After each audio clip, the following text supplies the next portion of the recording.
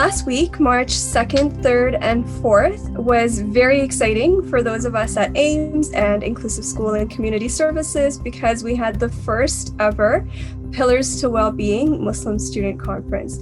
This is the first time a conference has been held that is specifically for Muslim students to address their differentiated needs. And it was absolutely amazing to see the level of interest, the level of enthusiasm, and the commitment that so many people in the board had to making sure that this space existed for our students. It was an opportunity for our students, our Muslim youth, from grade 7 to grade 12, to really see themselves, their multiple identities affirmed, and acknowledge that there's so much importance and time that is needed for personal well-being and care, especially at this time. So when I heard about the conference, I was like, oh, wow. I was like really excited too. I felt very welcomed. It was different for me since I haven't done anything virtual like that. So when I started hearing about the authors that wrote Muslim related books, I was really excited. The first keynote on the Tuesday was Muhammad Faki, very deeply involved in a variety of organizations that ensure or work to ensure that folks have food security, that needs are being met. He works to ensure that job access is available to those folks who are in marginalized positions. And Muhammad Faki also talked about what we can contribute. We have so much to give in our communities. And so on Wednesday, our second keynote was Jamila Tompkins Bigelow. And for those who don't know her, she is the author of the book Your Name is a Song, amongst others. And those are picture books that are absolutely beautiful.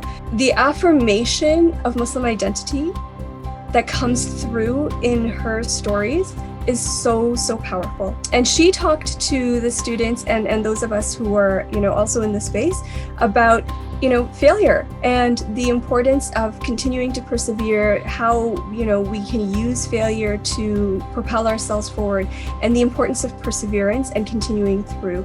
On Thursday, Uzma Jalaluddin was our keynote, and she is the author of Aisha at Last, which is a well-known, beloved book.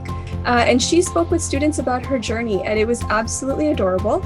We had students who pulled out their copies of Aisha at Last and were reading frantically to reread the story before her keynote, and also who said to us, that it was very validating to hear her story and her journey as a writer, because they themselves are writers, and it was inspirational for them to hear that.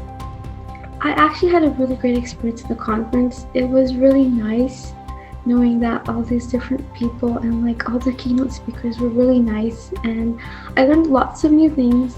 I think this will mean a lot for generations to come because it's a great opportunity, and they will also know that they have that support, and it's nice to be with the people with your same culture and sometimes to talk about that stuff too.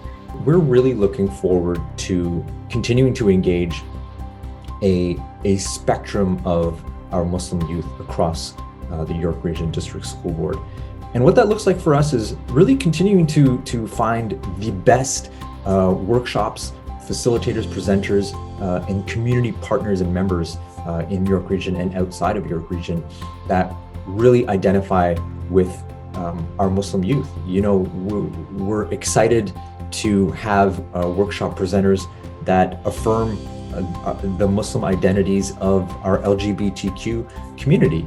By doing this, we're continuing to affirm those identities, to value the importance and the backgrounds and the intersectionality of so many of our Muslim youth in our school board.